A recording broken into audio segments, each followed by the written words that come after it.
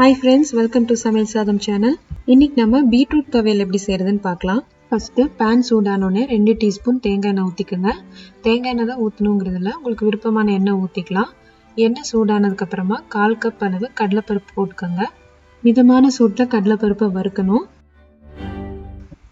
கடலைப்பருப்பு கருகி போச்சுன்னா துவையல் நல்லா இருக்காது. அதனால லோ ஃப்ளேம்ல நல்லா brown கலர் ஆகுற வரைக்கும் வறுத்துக்கலாம்.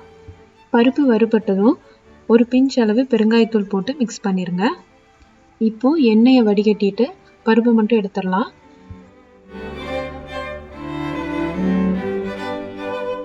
எக்ஸ்ட்ராவா எண்ணெய் ஆட் பண்ண வேண்டாம்.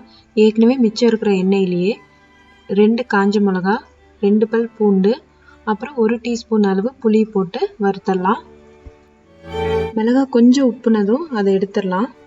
உங்களுக்கு காரம் ரொம்ப பிடிக்கும்னா இன்னொரு மிளகா எக்ஸ்ட்ராவா சேர்த்துக்கலாம். பூண்டு கண்டிப்பா சேர்த்தணுங்கிறது இல்லை, அது ஆப்ஷனல் தான். இப்போ பூண்டும் புளியும் வறுபட்டுருச்சு, அதை எடுத்துடலாம். அடுத்ததா அதே பேன்ல 1 கப் அளவு துருவன பீட்ரூட்டை வறுத்துடலாம். எண்ணெய் பத்தலைன்னா எக்ஸ்ட்ராவா ஆட் பண்ணிக்கோங்க. பீட்ரூட்டை துருவி போட்டிங்கன்னா கொஞ்சம் சீக்கிரமா வெந்துடும். கட் பண்ணி போட்டால் கொஞ்சம் டைம் எடுக்கும். மிதமான சூட்டில் பீட்ரூட் நல்லா சுருண்டு வர வரைக்கும் வறுத்துக்கலாம். இப்போ பீட்ரூட் நல்லா வெந்துருச்சு. இதில் 1/4 கப் அளவு துருவன தேங்காய் போட்டுடலாம். தேங்காவை ரொம்ப நேரம் வறுக்கக்கூடாது, அதனால ஒரு 1 நிமிஷம் வறுத்ததுக்கு அப்புறமா இதை எடுத்துடலாம். இப்போ இது எல்லாத்தையும் ஆற விட்டுறலாம்.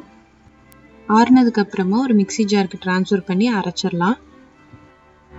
ஓரளவுக்கு அரைச்சதுக்கு அப்புறமா தேவையான அளவு தண்ணி ஊற்றிக்கலாம். நான் இன்னைக்கு 1/4 கப் அளவு தண்ணி ஊற்றிருக்கேன். இப்போ இதில் தேவையான அளவு உப்பு போட்டு அரைச்சிடலாம். இப்போ நம்ம துவையல் ரெடி ஆயிடுச்சு. நிறைய தண்ணி ஊற்றி அரைச்சிடக்கூடாது, சட்னி மாதிரி ஆயிடும். இந்த வீடியோ உங்களுக்கு பிடிச்சிருந்ததுன்னா மறக்காம சப்ஸ்கிரைப் பண்ணிட்டு பக்கத்தில் இருக்க பெல் ஐக்கானையும் கிளிக் பண்ணிக்கோங்க.